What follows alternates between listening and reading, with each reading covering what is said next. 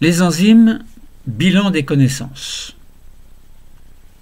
Nous allons faire le bilan des connaissances sur l'ensemble des cours que nous avons fait concernant les enzymes, qui sont des protéines un petit peu spéciales qui proviennent toutes de l'expression d'un gène particulier dans des cellules particulières que l'on appelle des cellules spécialisées. Donc les propriétés des enzymes sont un petit peu spéciales puisque ce sont des propriétés de catalyse. Alors il existe des protéines fonctionnelles et des protéines enzymatiques. Nous parlons donc des protéines enzymatiques. Ce sont des molécules que l'on appelle des biomolécules parce qu'elles sont biosynthétisées dans les organismes biologiques. Donc biologie, c'est l'étude de la vie. Ça veut dire quoi, propriété catalytique? Catalytique, ça veut dire que quelque chose va être transformé en autre chose. Alors, en biologie, en biochimie, en biologie de la vie, on parle de substrat et de produit. Un substrat va être biocatalysé, c'est-à-dire transformé en un produit bien précis sous l'action de certaines enzymes biocatalytiques.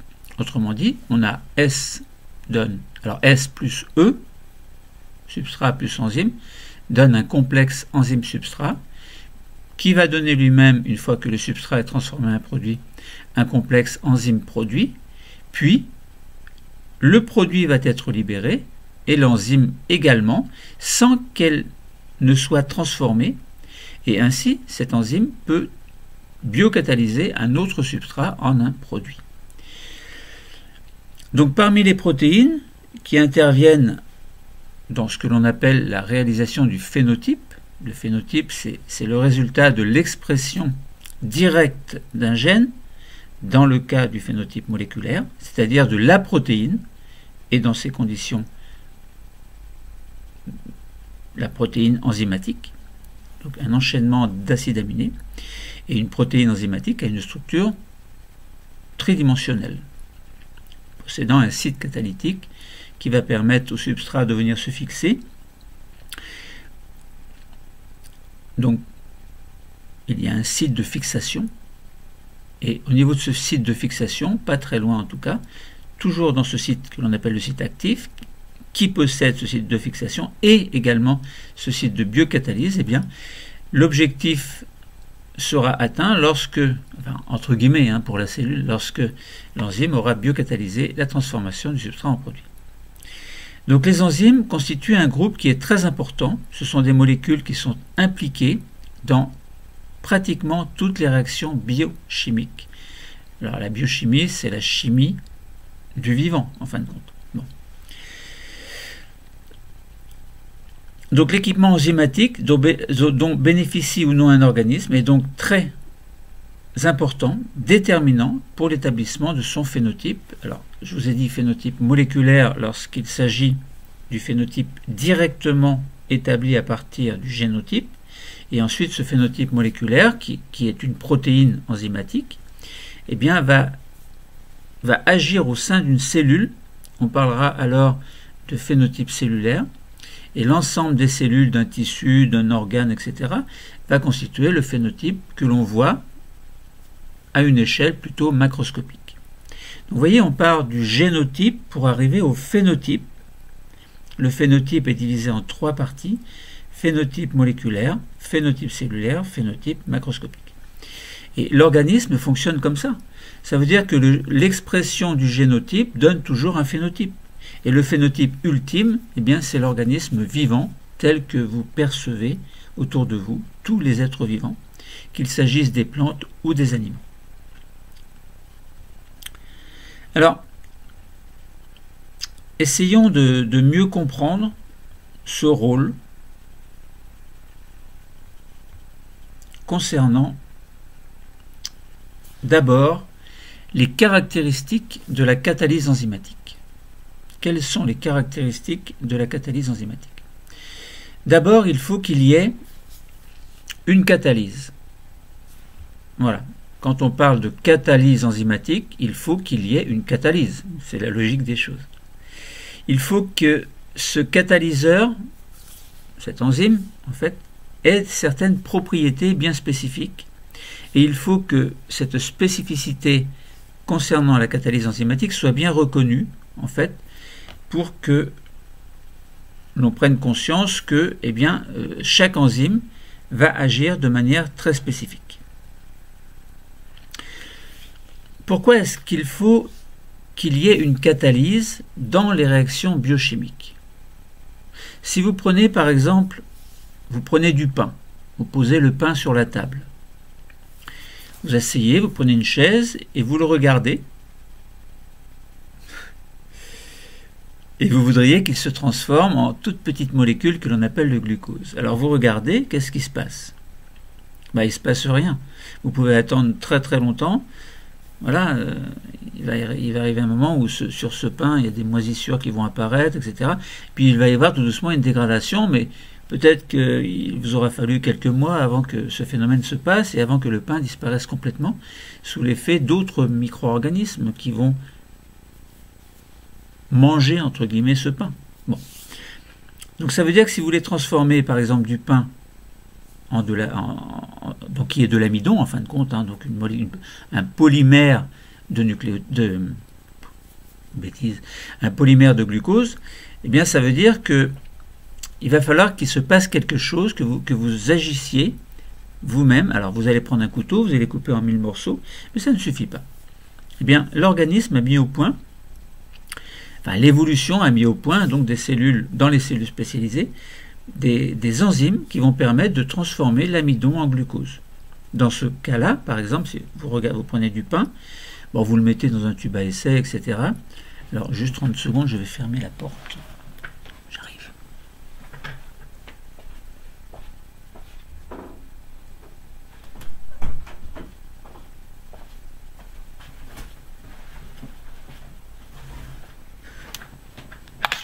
Et oui. Alors, donc je vous disais qu'au cours de l'évolution, donc des mécanismes se sont mis en place qui vont faire que cet amidon va pouvoir être transformé en glucose sous l'action d'une enzyme qui va biocatalyser la réaction. Donc, nécessité d'une catalyse, lorsque vous mangez des aliments, ces aliments vont être transformés dans le tube digestif grâce à l'appareil digestif qui possède différentes enzymes qui vont biocatalyser différents aliments, mais de manière très spécifique. Voilà, donc c'est pour ça qu'en partie, c'est important qu'il y ait une catalyse dans certaines cellules. Bon, alors je vous parle de la digestion, mais il n'y a pas que ça. Il y a beaucoup de réactions enzymatiques, donc de processus biochimiques qui n'ont pas forcément de rapport avec la digestion. Et l'ensemble de toutes ces réactions biochimiques qui vont fonctionner grâce à des enzymes va faire que l'organisme va fonctionner correctement. Donc la majorité des réactions qui se déroulent dans l'organisme sont bien catalysées, on va dire biocatalysées, par des enzymes. Par exemple, si on prend l'hydrolyse de l'amidon, l'hydrolyse peut se faire plus ou moins rapidement, mais pour se dérouler rapidement à une température de 37 degrés en présence d'amylase, eh bien, l'hydrolyse de l'amidon doit être catalysée par cette amylase. Bon, ce qui est logique. Donc les enzymes sont produites par des cellules spécialisées, par exemple dans les glandes salivaires, si ça concerne l'amylase salivaire, ou dans le pancréas, si ça concerne l'amylase pancréatique. Mais de toute façon, l'une ou l'autre intervient dans la digestion de l'amidon. Donc cet exemple-là, on peut le généraliser. Il existe de très très nombreuses réactions biochimiques qui vont se dérouler dans toutes les cellules, et chaque type d'enzyme va biocatalyser une réaction bien spécifique. Voilà, donc c'est nécessaire qu'il y ait une catalyse. Sans enzyme, les réactions ne vont pas se faire, ne vont pas toutes se faire. On va dire qu'une enzyme va être en quelque sorte un accélérateur qui va permettre à une réaction de se produire. Alors, voilà. Quelles sont, dans ces conditions, les propriétés d'un catalyseur? Il faut des propriétés. Alors, les enzymes, elles vont posséder deux principales fonctions, deux principales propriétés, en fait, qui vont être pratiquement communes à chaque catalyseur, à tous les catalyseurs. D'abord, je vous ai dit que si vous asseyez sur une chaise pour regarder comment l'amidon va se transformer en glucose, vous allez pouvoir attendre longtemps. Et puis même si vous coupez en des milliards de petites particules, vous mélangez cet amidon avec de l'eau et puis vous attendez, c'est sûr que vous remuez, vous brassez, etc. C'est sûr que vous allez couper l'amidon en des milliards de particules dont certaines vont peut-être être du glucose. Mais entre le glucose et puis l'amidon qui n'est pas totalement découpé, vous voyez que si on met une amylase, elle va permettre la transformation beaucoup plus rapide que si l'on ne faisait rien ou pratiquement rien. Donc ça veut dire que les enzymes vont accélérer la vitesse d'une réaction. L'amylase va permettre une transformation rapide de l'amidon en glucose. Et il va arriver un moment où il n'y aura plus d'amidon, il n'y aura que du glucose. Et c'est très intéressant pour l'appareil digestif, par exemple. Et c'est très intéressant pour tout autre type de réaction biocatalysée qui servira dans l'organisme. Ça peut être, par exemple, la transformation la transformation de certaines substances, par exemple dans le tissu, dans le cerveau, admettons, il est à partir de la tyrosine, à partir d'une enzyme bien précise, on peut avoir par exemple de la noradrénaline qui va être formée.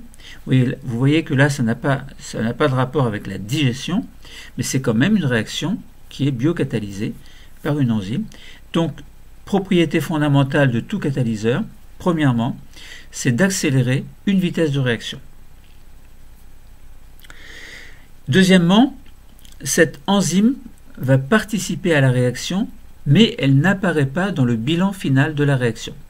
Tout à l'heure, je vous ai dit E plus S donne le complexe ES, qui va donner lui-même le complexe EP. Le produit va être libéré, l'enzyme va être libérée. Tout à l'heure, je vous ai dit ça. Et l'enzyme est libérée sans qu'elle ait subi de transformation. Ça veut dire qu'elle peut être réutilisée pour biocatalyser la transformation d'un autre substrat, enfin le même type de substrat, en un autre produit qui sera le même type de produit que précédemment. Donc ça veut dire que, deuxième propriété fondamentale de tout catalyseur, c'est qu'un catalyseur biochimique, biologique, on va dire, une enzyme, participe à la réaction, mais elle n'apparaît pas dans le bilan de la réaction. Voilà. Pourquoi est-ce qu'on dit qu'elle n'apparaît pas dans le bilan de la réaction? Eh bien, parce que les enzymes se retrouvent dans leur état initial à la fin de chaque catalyse. Alors, si on dit S plus E donne ES donne EP donne P, on peut très bien dire que S donne P, tout simplement. On a occulté, entre guillemets, l'enzyme, mais elle est là. Elle agit, mais elle reste discrète. Bon. Donc la durée de réaction enzymatique est de l'ordre de 10 puissance moins 3 secondes. Alors, ça dépend de beaucoup de choses. Ça dépend de l'environnement.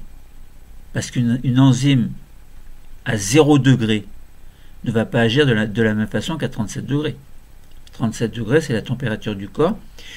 L'action des enzymes peut être optimale à 37 degrés, par exemple. Mais si on met le cellule avec son équipement enzymatique à 0 degré, alors peut-être que l'enzyme ne va pas agir de la même façon. Alors, ça ne veut pas dire que si dehors il fait 0 degré, l'enzyme n'agit pas. C'est si l'environnement direct de l'enzyme, et l'enzyme elle-même, est porté à 0 degré. Parce que lorsque la température extérieure est à 0 degré, le corps, lui, reste à 37 degrés.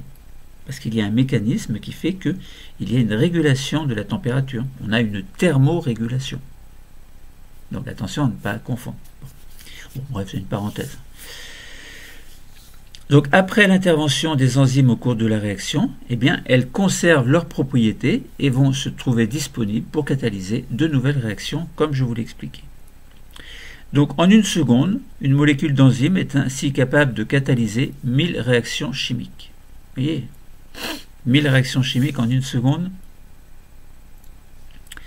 Si on a vitesse ou la durée de réaction, vitesse de réaction, si on a 10 puissance moins 3 secondes une réaction, on multiplie par 1000, et bien en 1000, ça veut dire que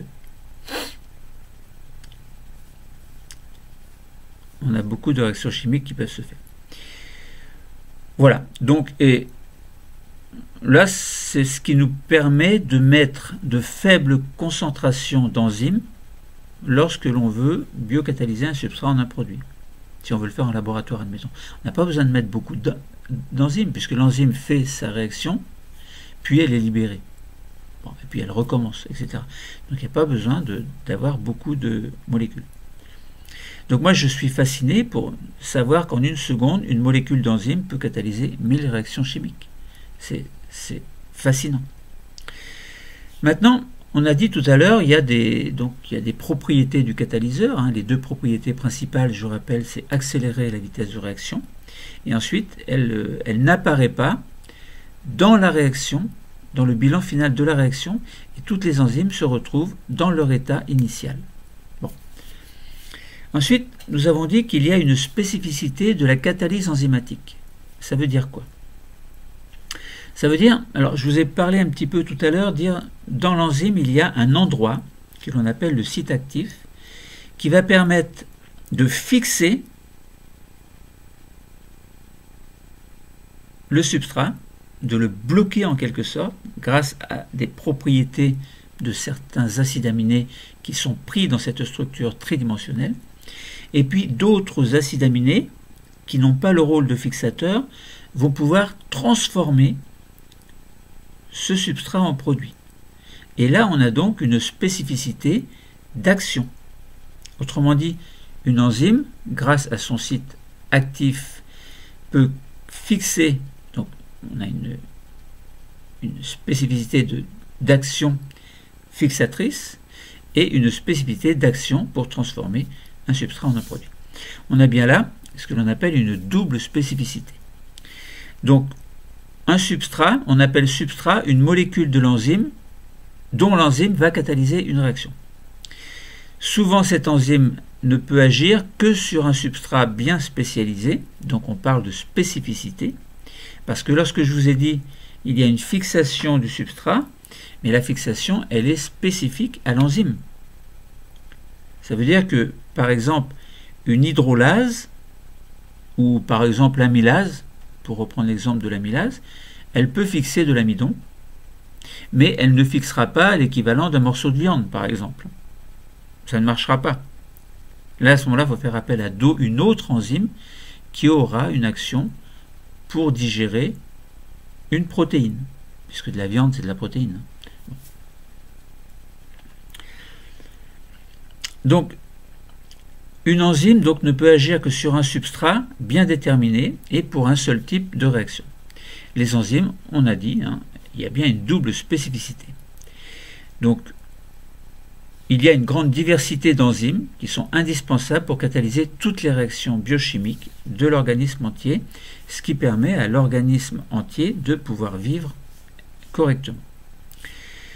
Cette double spécificité, on l'utilise pour la dénomination des enzymes. Voilà, on se sert de l'action des enzymes pour dire, eh bien cette enzyme, elle va catalyser telle ou telle chose, on va lui donner ce nom-là. L'amylase catalyse l'hydrolyse de l'amidon. Amylase, amidon. Voilà, ase, lorsque le nom d'une molécule se termine par ase, très souvent c'est une enzyme. La saccharase hydrolyse le saccharose. Saccharose, saccharase, on remplace le ose par ase. Voilà. Et donc en général, on peut réussir à trouver assez facilement le nom du substrat.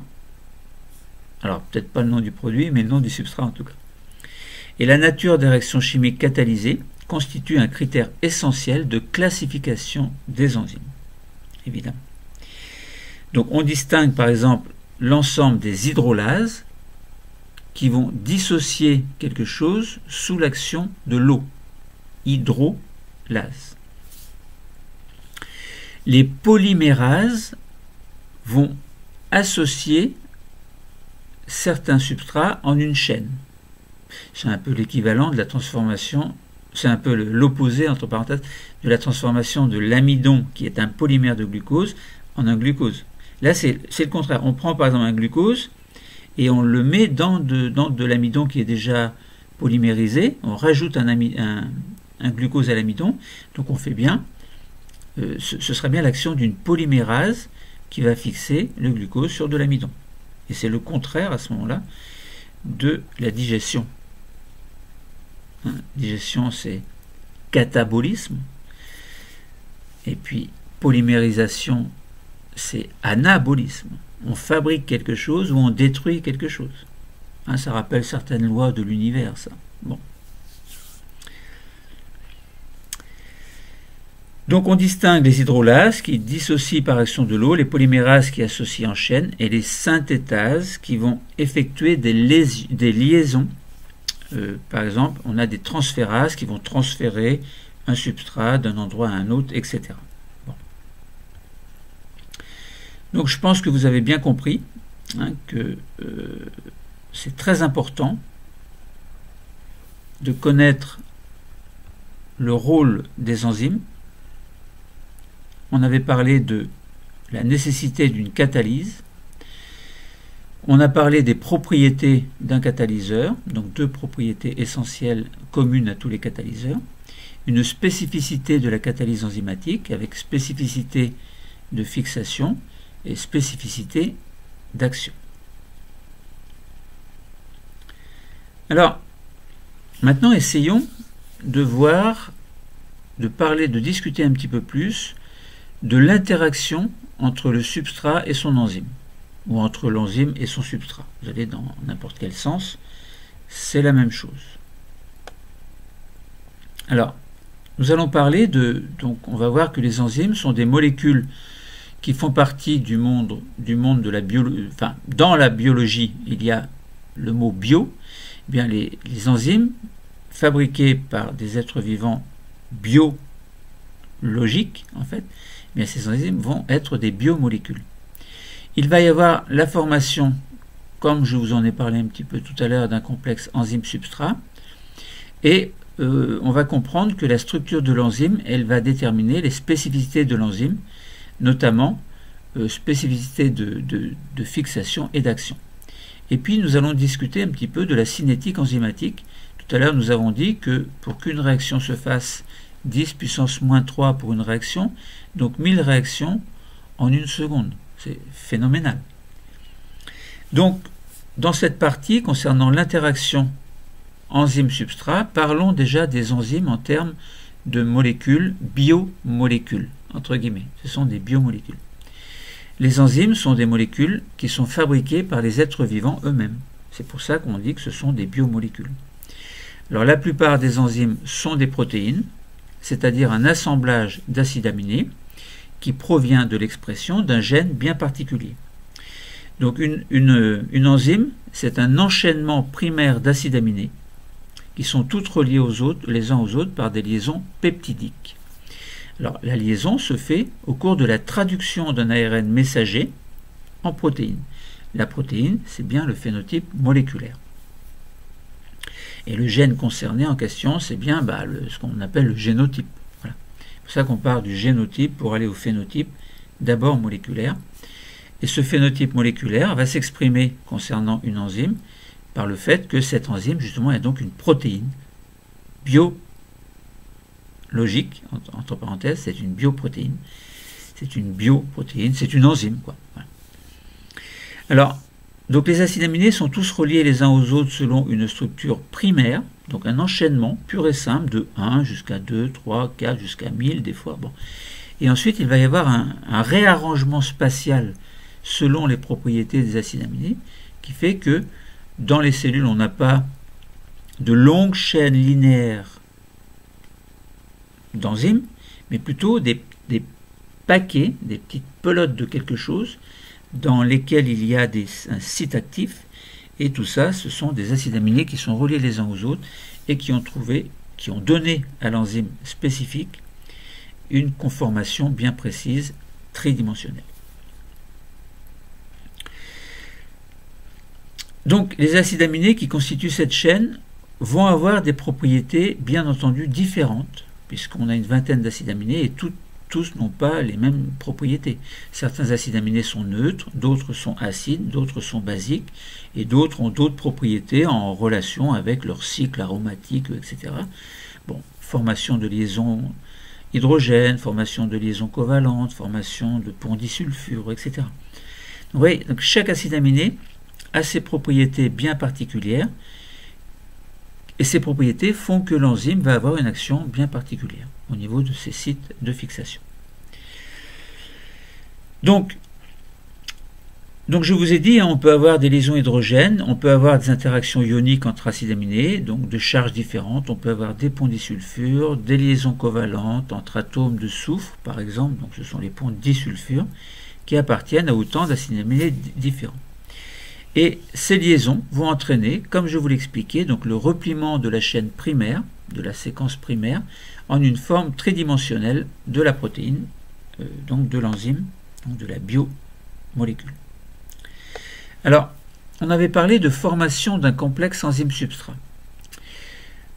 L'activité de biocatalyse d'une enzyme nécessite la formation, enfin la fixation plutôt du substrat, ce qui va former un complexe enzyme-substrat. Ce complexe, il se forme de manière partielle, transitoire. Il va être dissocié lorsque le substrat sera transformé en produit. Donc l'enzyme va donc être libérée. Donc enzyme plus substrat va donner le complexe enzyme-substrat, puis va donner le complexe enzyme-produit, puis l'enzyme libérée et le produit libéré. Et cette structure tridimensionnelle, alors je répète beaucoup les choses, vous avez remarqué, mais ça vous permet de bien comprendre. Parce que lorsque l'on fait une étude, en fait, il y a les explications qui ne sont pas obligatoires, et puis il y a les mots-clés obligatoires que vous devez comprendre. Donc à vous, lorsque vous écoutez un cours, de faire le tri entre ce qui est essentiel et ce qui est plutôt connaissance générale. Et l'ensemble des connaissances générales, eh bien, vous permet de mieux comprendre l'essentiel. Donc on avait dit que la structure tridimensionnelle d'une enzyme, elle comporte un domaine spécialisé dans la liaison du substrat et que l'on appelle le site actif, dans lequel va pouvoir se loger transitoirement, donc de manière pas très longtemps en tout cas, le substrat. Donc la composition des acides aminés constituant ce site actif va déterminer les propriétés chimiques de l'enzyme de manière tout à fait spécifique. Et la réaction qui sera catalysée par une enzyme est en effet une conséquence de la présence de ces acides aminés situés à proximité du substrat. Donc comme je vous ai dit, certains acides aminés vont avoir un rôle très précis dans la fixation et d'autres acides aminés dans le site actif vont avoir un rôle plutôt dans la transformation du substrat en produit. Autrement dit, dans l'action de biocatalyse. Alors, on avait dit qu'il y avait une structure de l'enzyme qui déterminait ses spécificités. Si on compare les sites actifs d'enzymes différentes, eh bien vous avez compris que la conformation du site actif n'est pas la même d'une enzyme à l'autre. Donc ça veut dire que les enzymes ne vont pas agir sur les mêmes substrats parce que les sites actifs ne sont pas les mêmes. Ils sont différents. Et cette propriété va expliquer la spécificité de substrat. Voilà. Si vous avez alors une fameuse porte d'entrée dans une maison, vous avez une clé qui va ouvrir, mais si vous prenez une autre clé, elle n'ouvrira pas forcément, si l'autre clé est destinée à une autre porte. Bien, pour le site actif, c'est un petit peu la même chose. Vous prenez deux enzymes, une et une, c'est pas la même clé.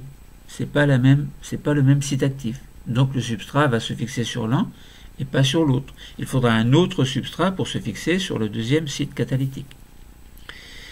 Voilà, donc ce modèle utilisé classiquement pour décrire est celui d'une complémentarité que l'on fait souvent entre une clé avec une serrure. Voilà. En général, bon, c'est peut-être un peu bête, mais c'est comme ça. Donc, ça permet de bien comprendre, en fait. Donc, une enzyme. Alors, bon, après, est-ce que c'est la réalité? Est-ce qu'on peut associer une clé avec une serrure de la même façon qu'on peut associer un site actif avec un substrat? Bon, à vous d'y réfléchir. Donc, une enzyme ne peut former un complexe enzyme-substrat qu'avec un seul type de molécule qui possédera une forme complémentaire avec celle de son site actif. Alors, pas forcément complémentaire à 100%, mais le principal, c'est qu'il y ait quelque chose dans cet endroit du site actif qui fixe le substrat et le retienne. Donc ça ne veut pas forcément vouloir dire qu'il y a une complémentarité parfaite entre les deux. Simplement, des interactions plus ou moins fortes vont faire que le substrat va être fixé, il ne bouge plus, et ensuite certains autres acides aminés vont transformer le substrat en produit. Donc voilà, donc complémentarité du substrat globalement avec le site actif de l'enzyme spécifique. Les enzymes qui agissent sur le même substrat, mais qui catalysent des réactions différentes, n'ont pas les mêmes acides aminés en contact avec le substrat, ce qui explique cette spécificité d'action, comme je viens de vous le dire. Tout à l'heure, je vous ai dit, en 1 seconde, 1000 substrats vont être transformés en produits. Donc en 10 puissance moins 3 secondes, une molécule de substrat est transformée en produit. Donc ça veut dire que de seconde en seconde, il y a alors 1000, 1000, 1000, donc on part de 1, 1000, 2000, 3000, 4000, etc. Donc ça veut dire qu'il y a une certaine vitesse de réaction, et on parle en général de cinétique enzymatique. L'activité d'une enzyme, elle s'évalue en mesurant sa vitesse initiale. C'est la vitesse initiale qui est importante. Si par exemple vous prenez la disparition d'un substrat en fonction du temps, vous allez obtenir une courbe et en traçant la tangente au temps t0, donc juste, alors pas à t0, mais lors de la première transformation, lors de la première catalyse, alors pas la première, mais globalement sur la courbe, on peut tracer une première tangente, donc une ligne droite, qui va vous donner la vitesse initiale qui sera toujours maximale au temps t0. Alors t0 plus une fraction de seconde, évidemment. Donc l'activité enzymatique, elle s'évalue expérimentalement en mesurant la vitesse initiale de la réaction biocatalysée. Et cette vitesse va exprimer la quantité de substrat transformé ou bien la quantité de produits formés. Donc là, on aurait une apparition si on considère le produit et on aura une disparition si on considère la vitesse correspondant à la disparition du substrat. Alors, je répète que cette vitesse, elle exprime la quantité de substrat transformé ou bien la quantité de produits formés par unité de temps au tout début de la réaction. Donc un tout petit peu après du temps t0 lorsque l'enzyme va commencer à agir. Plus la probabilité de rencontre entre les molécules d'enzymes et de substrat sont élevées, et plus la vitesse de réaction est importante. Donc, c'est pour cette raison que la vitesse de la catalyse est maximale en début de réaction. Pourquoi? Parce qu'un nombre maximum d'enzymes est occupé. Et lorsqu'il y a de moins en moins de substrats, même s'il y a toujours la même quantité d'enzymes, s'il y a de moins en moins de substrats, ça veut dire que les enzymes vont avoir du mal à trouver le substrat, puisqu'il n'y aura pratiquement plus que des produits. donc les vitesses de réaction, alors non pas initiales, mais suite à la vitesse initiale, donc lorsque la biocatalyse a déjà commencé depuis un certain temps, eh bien ces réactions, ces vitesses de réaction sont de moins en moins rapides, sont de moins en moins fortes. Mais ce qui est important à comprendre, c'est que la caractéristique d'une enzyme, c'est la vitesse initiale. Donc c'est la vitesse de réaction initiale qui sera maximale au tout début de la biocatalyse. Bon. Et même si la réaction existe après, si la vitesse existe après, ces vitesses ensuite sont de moins en moins rapides. Mais on ne prend pas comme caractéristique une vitesse moins rapide, alors que l'enzyme peut avoir une vitesse beaucoup plus rapide. Vous comprenez? Donc cette vitesse diminue bien ensuite progressivement en fonction de la quantité de substrat qui va rester à transformer. Et cette vitesse de réaction enzymatique, c'est donc bien le coefficient directeur de la tangente à la courbe de cinétique au tout début de la réaction. Alors, il suffit de faire la tangente, voilà, vous faites un calcul, et puis vous obtenez cette vitesse de réaction en transformation, en quantité de transformation de substrat en fonction du temps.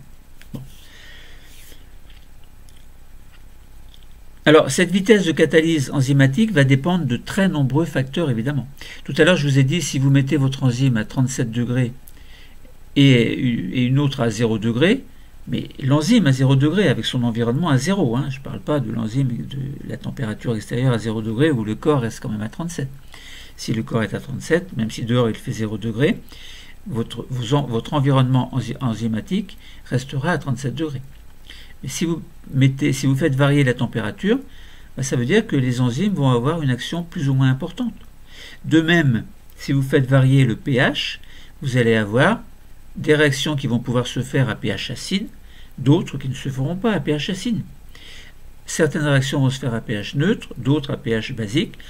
Bon, voilà, ça veut dire qu'il y a, dans notre environnement, il y a de très nombreux facteurs qui font que la vitesse initiale de la catalyse enzymatique n'est pas maximale. Donc ça veut dire que pour calculer et représenter vraiment la vitesse initiale maximale de l'enzyme, il lui faut des conditions, de bonnes conditions. Il lui faut des conditions qui sont optimales. Par exemple, 37 degrés, à un pH qui lui plaît bien, que les scientifiques déterminent auparavant, et à ce moment-là, la vitesse de réaction sera optimale. En général, dans le corps humain, les réactions sont relativement optimales. Donc je répète que la vitesse de catalyse enzymatique, elle dépend de nombreux facteurs et elle augmente en fonction de la concentration en enzyme et de la concentration en substrat, évidemment, et elle dépend de valeurs que l'on appelle des facteurs, tels que la température, par exemple, et le pH du milieu. Mais pas que cela. Mais globalement, pour simplifier les choses, on ne peut dire que température et pH. Si on augmente trop la température, on va avoir un accroissement de l'agitation des molécules et donc des probabilités de rencontre de l'enzyme plus importantes avec le substrat. Mais si vous dépassez une certaine valeur optimale de température, eh bien ça veut dire que vous allez abîmer l'enzyme. Elle va se détériorer. N'oubliez pas que l'enzyme c'est une structure tertiaire, mais qu'à la base c'est une structure primaire linéaire. Et que dans cette structure tertiaire, quand je vous ai dit il y a des liaisons hydrogènes, par exemple, qui sont relativement faibles, si vous agitez trop la molécule, parce que la température augmente, donc l'apport d'énergie augmente, eh bien ça veut dire qu'à un moment donné, plouf, vous allez avoir une dissociation des liaisons hydrogènes. Et dans ces conditions-là, rien qu'en agissant sur les liaisons hydrogènes, en les enlevant, en faisant qu'elles n'existent plus, eh bien le site actif, lui, n'existera plus non plus. Donc ça veut dire que le substrat ne pourra plus venir se fixer. Donc au-delà d'une certaine température, eh bien donc si on rabaisse la température, les liaisons hydrogènes vont se reformer, mais si on agite trop les molécules, par exemple si on met à 40 degrés, 45, 50, là vous détruisez toutes les molécules. Alors, et là vous comprenez pourquoi il ne faut surtout pas que la température du corps dépasse les 40 degrés. C'est ce qu'on appelle de la fièvre, parce qu'à ce moment-là, toute la machinerie enzymatique du corps va subir des dégradations tellement importantes que c'est la mort assurée. Voilà.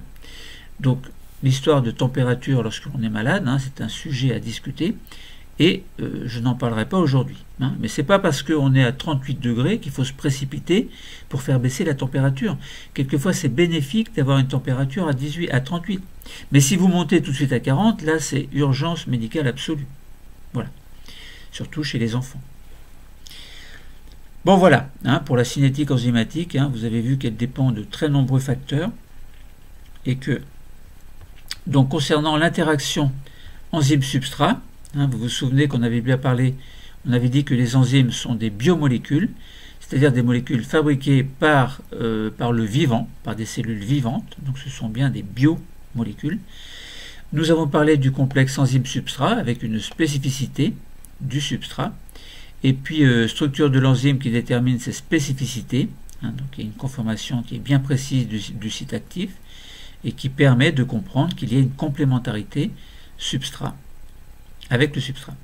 Et puis ensuite, nous avons parlé de cinétique enzymatique en définissant la vitesse initiale maximale dans des conditions d'environnement optimales. Alors, donc voilà pour la structure des enzymes. Maintenant, parlons de l'équipement enzymatique des cellules. Équipement enzymatique des cellules. Vous avez une cellule, il y a des enzymes à l'intérieur. Vous prenez une autre cellule, vous constatez qu'il y a des enzymes à l'intérieur, mais ce ne sont pas les mêmes. Ça veut dire que l'équipement enzymatique entre deux cellules n'est pas forcément le même. Si vous prenez des cellules d'un même tissu, eh bien vous aurez les mêmes enzymes qui vont assurer la fonction du tissu en question. Mais si vous prenez deux tissus différents, par exemple un tissu cardiaque et puis un tissu hépatique, vous aurez des cellules. Mais vous n'aurez pas le même bagage enzymatique fonctionnel. Même si vous gardez la potentialité, grâce à la totipotence, que l'une ou l'autre ait la même fonction, mais là il est trop tard, elles se sont spécialisées. Donc vous avez des pools enzymatiques qui sont différents dans les deux cas. Donc ça veut dire que vous avez un équipement enzymatique dans les cellules qui vont être variable selon la cellule que vous étudiez. Donc il y a des enzymes qui sont toujours des produits d'expression génétique, et vous avez des enzymes qui sont des marqueurs de la spécialisation cellulaire. Autrement dit, dans un cas, donc si on parle d'enzymes produits de l'expression génétique, les enzymes sont des molécules bio, donc ce sont, alors attention, c'est pas du bio, c'est pas comme le bio ou le non bio, mais ce sont des biomolécules plutôt. Défaut de langage. Les enzymes sont des biomolécules qui résultent d'une expression génétique. On en a parlé, mais je le répète encore. C'est-à-dire de la transcription en ARN et de la traduction en protéines dont je vous ai parlé. Donc ARN messager, évidemment, qui va être traduit en protéines qui sont des enzymes. Alors, dans ce cas-là, on parle d'enzymes, hein, donc, parce que toutes les expressions de gènes ne forment pas des protéines enzymatiques. Et attention, il y a d'autres types de protéines. Mais là, on parle de l'expression génétique en relation avec la production de phénotypes moléculaires que représentent ces enzymes, en fait. Donc les ARN messagers vont être traduits en protéines au niveau du cytoplasme et au niveau des ribosomes. Bon, ça, vous l'avez déjà étudié dans d'autres cours. Donc si on modifie un ou quelques acides aminés, eh bien ça va suffire pour changer la structure de l'enzyme. Si par exemple vous avez une mutation au niveau du gène qui doit, par son expression, produire une enzyme particulière, eh bien s'il y a un nucléotide qui est muté, qui est remplacé par un autre, si on en ajoute un autre, si on fait des délétions, etc., bon, eh bien ça veut dire que le gène va être modifié et l'enzyme, au cours de la traduction, peut être modifiée. Alors si elle est modifiée au niveau d'un site de fixation, eh bien l'enzyme peut très bien ne plus être fonctionnelle parce qu'elle ne peut plus fixer son substrat. Et ça ne veut pas dire que le site, au niveau du site catalytique, ça ne veut pas dire que le site de transformation du substrat serait modifié. Il peut très bien être fonctionnel, mais du fait que le site de fixation n'est plus fonctionnel, eh bien ça veut dire que l'enzyme, autrement dit, elle ne sert plus à rien. Donc ça veut dire qu'il va vous manquer des produits parce que les substrats n'auront pas été transformés. Alors ça peut poser des problèmes de maladie, etc. Bon, dans certains cas. Donc la modification de quelques acides aminés qui provient donc d'une mutation éventuelle d'un gène, eh bien, va suffire pour modifier la structure de l'enzyme et par conséquent son activité biocatalytique.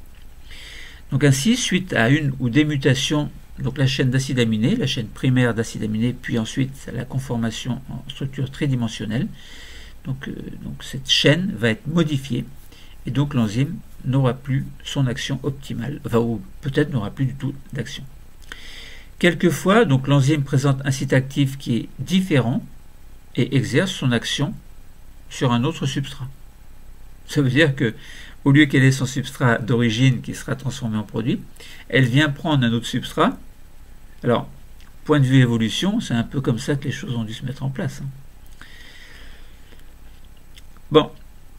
Dans certains cas, l'enzyme présente un site actif différent et exerce son action sur un autre substrat, et une simple mutation ponctuelle peut avoir pour conséquence la perte totale de la capacité de biocatalyse, comme je vous l'ai dit, de la part d'une enzyme. Voilà, donc il ne faut pas que les gènes soient modifiés, de manière négative en tout cas, dans le cas où la conséquence serait une maladie. Point de vue évolution, c'est autre chose. Sinon, si les choses ne se passaient pas plus ou moins comme ça, avec des erreurs de temps en temps, nous ne serions peut-être pas là aujourd'hui. Voilà, donc des mutations peuvent avoir pour effet d'enrichir le potentiel de catalyse d'une enzyme. Dans ces conditions-là, ce n'est pas négatif, ce serait positif, comme je vous l'ai dit. Mais ça peut aussi être pénalisant et constituer la cause de certaines maladies génétiques. Voilà, donc ce qu'on a expliqué. Donc les enzymes sont des produits de l'expression génétique et toute erreur au niveau du génome va avoir pour conséquence une éventuelle erreur au niveau du phénotype moléculaire, notamment du phénotype enzymatique moléculaire dans ce cas-là. Et on a dit que les enzymes, nous avons dit que les enzymes sont des marqueurs de la spécialisation cellulaire. Un ensemble d'enzymes, un équipement enzymatique d'une cellule rénale, équipement enzymatique d'une cellule de peau, c'est pas la même chose. Donc ça veut dire que si vous regardez toutes les enzymes qui sont à l'intérieur de la cellule rénale, vous faites le bilan, vous écrivez, vous voyez qu'il y a tant d'enzymes, vous déduisez que c'est une cellule rénale. Vous faites la même chose sans savoir que vous avez une cellule, par exemple, de peau, vous faites le listing de toutes les enzymes qui sont à l'intérieur, et puis vous allez déduire que c'est une cellule de peau. Voilà. Si vous regardez dans les glandes salivaires, vous regardez, il n'y a que l'amylase salivaire, admettons. Vous allez dire c'est la glande salivaire. Voilà. Si vous prenez aussi toutes les cellules de l'organisme, différents types cellulaires, vous voyez que dans toutes, il y a l'ADN polymérase.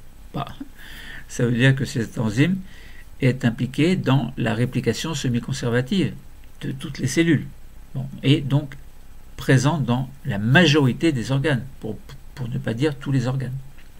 Toutes les cellules qui ont besoin de se diviser, en tout cas, ont besoin de cette ADN polymérase. Elle est fonctionnellement indispensable. Alors, donc les cellules spécialisées d'un organisme pluricellulaire se distinguent par leur structure et par leur fonction, évidemment. Ça veut dire que par la structure d'une cellule épithéliale n'est pas la même qu'une structure de cellule musculaire, par exemple, qui va avoir une fonction dans un rôle de locomotion. Alors, donc la structure n'est pas forcément la même et la fonction n'est pas forcément la même. Donc, même si, et je rappelle que c'est fascinant, la totipotence existe toujours. Donc je vous disais que la modification, non ça je l'ai déjà dit, donc les cellules spécialisées d'un organisme pluricellulaire vont se distinguer par leur structure et leur fonction, et elles vont se différencier en n'exprimant pas forcément tous les mêmes gènes. On peut constater que des cellules spécialisées ne possèdent pas toutes le même équipement enzymatique, comme je vous ai dit. Entre une cellule rénale et une cellule de peau, c'est pas la même chose. Entre une cellule cardiaque et une cellule musculaire, du tissu squelettique, un tissu squelettique, c'est pas du tout la même chose. Les os n'ont pas la même fonction que la peau, etc., etc. Le cerveau n'a pas la même fonction qu'une cellule musculaire du pied, par exemple. Bon. Donc certaines enzymes, hein, comme je vous ai dit, comme l'ADN polymérase, sont présentes dans la plupart des cellules, et d'autres, comme l'amylase, hein, comme je vous ai dit, eh bien, ne sont présentes pratiquement que dans quelques organes, très peu, comme par exemple les glandes salivaires. Voilà, donc pour chaque type cellulaire, on peut établir ce que l'on appelle le profil enzymatique, qui est l'ensemble des enzymes dont la cellule est équipée. Donc c'est important à comprendre. Et ce profil enzymatique, il va être déterminant pour la fonction d'une cellule, et c'est donc un marqueur très important concernant la spécialisation cellulaire. Bon, voilà, je pense que nous avons fait le tour du problème, hein. C'était le bilan des connaissances concernant les enzymes. Nous savons que les enzymes sont des molécules que l'on appelle biomolécules, parce qu'elles sont biosynthétisées par le corps humain, par du vivant. Alors c'est pareil chez les animaux et les plantes, hein. Mais donc les enzymes donc, ont des propriétés bien spécifiques, qui sont des propriétés catalytiques, hein. Nous avons parlé de caractéristiques de la catalyse enzymatique, avec la nécessité d'une catalyse pour certaines réactions chimiques. Nous avons parlé des propriétés de ce biocatalyseur enzymatique. Nous avons parlé également de la spécificité de la catalyse enzymatique avant d'intervenir sur l'interaction en termes d'enzymes-substrats, notamment en précisant que les enzymes sont des biomolécules, qu'elles sont capables de former un complexe enzyme-substrat et que la structure de l'enzyme va déterminer, grâce à son site actif, en fait, la spécificité enzymatique. Nous avons parlé également de cinétique enzymatique en parlant de la vitesse initiale qui est maximale et caractéristique de l'enzyme en question, avant d'aborder donc ce qui concerne l'équipement enzymatique d'une cellule, que les cellules spécialisées possèdent un équipement spécialisé et que les enzymes sont toutes le produit de l'expression génétique. Donc il y a beaucoup de gènes, hein, dont l'expression vont permettre la formation de ce pool enzymatique au niveau de cellules plus ou moins spécialisées. Les enzymes sont donc des marqueurs de spécialisation cellulaire, et faire le listing de toutes les enzymes dans une cellule spécialisée va faire qu'on pourra donner son profil enzymatique à cette cellule et déduire à quel type cellulaire elle fait partie. Bilan des connaissances, les enzymes des biomolécules aux propriétés catalytiques. Le cours est terminé. Merci. Bon, faut que j'arrête de rire à la fin des cours.